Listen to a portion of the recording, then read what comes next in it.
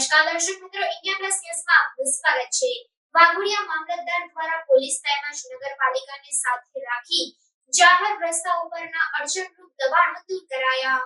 વાઘોડિયા નગરપાલિકા બન્યા બાદ બજારની અંદર દુકાનદારો દુકાનની બહાર લટકણિયા લટકાવીને તથા જાહેરાતોનું બોર્ડ મૂકીને દબાણ કરે છે। આ દબાણો દૂર કરી રસ્તો ખુલ્લો કરવામાં આવે તેવી રજૂઆત નગરજનોએ મામલતદારને કર્યા બાદ મામલતદારે દુકાનદારોને 7 દિવસની નોટિસ આપી હતી। ત્યારે નોટિસ આપવાના 7 દિવસ પછી પણ લટકણિયા બોર્ડ શેડ યથાવત જોવા મળતા વાઘોડિયા મામલતદાર દ્વારા વાઘોડિયા પોલીસ બંદોબસ્ત સાથે વાઘોડિયા મામલતદાર તેમજ તંત્રની ટીમ સાથે જોડાઈને ધીરજ ચોકડીથી લઈને એસટી ડેપો સહિત મુખ્ય બજારના રોડ ઉપર અડચણરૂપ દબાણો દૂર કરવામાં આવ્યા હતા।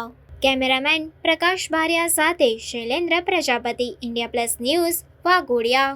આજ રોજ વાઘોડિયા નગરપાલિકા બન્યા બાદ લોકોના રજૂઆતો એવી હતી કે બજારની અંદર લોકો દુકાનની બહાર લટકણિયા લટકાવીને દબાણ કરે છે, તો એ દબાણ સાહેબ લટકણિયા હટાવીને એનો નિકાલ કરવાનો છે।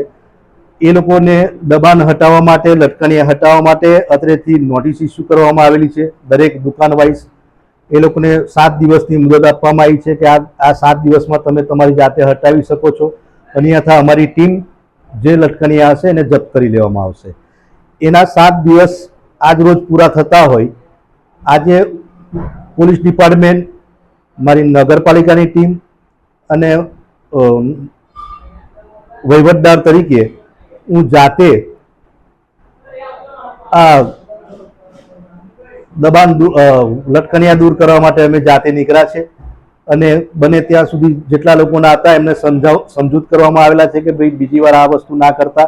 જેનું બહાર હતું અમે જપ્ત કરેલું છે, નગરપાલિકામાં એને જમા કરવામાં આવેલી છે અને આ ડ્રાઈવ સતત 1 થી 1.5 મહિના સુધી હું ચલાવવાનો છું કે જેના લીધે પબ્લિકને અવરજવર માટે લોકોના વાહન પાર્કિંગ થઈ શકે, લોકો અવરજવર કરી શકે, કોઈને અડચણરૂપ ના બની શકીએ એ માટે તમામ વેપારી મંડળ તેમજ મારા પ્રેસ મીડિયાને મારી વિનંતી છે કે તમામ લોકોને સમજૂત કરવા કે ભાઈ આ લોકો પોતાના લટકણિયા કે આ બધું થોડા દૂર રાખે।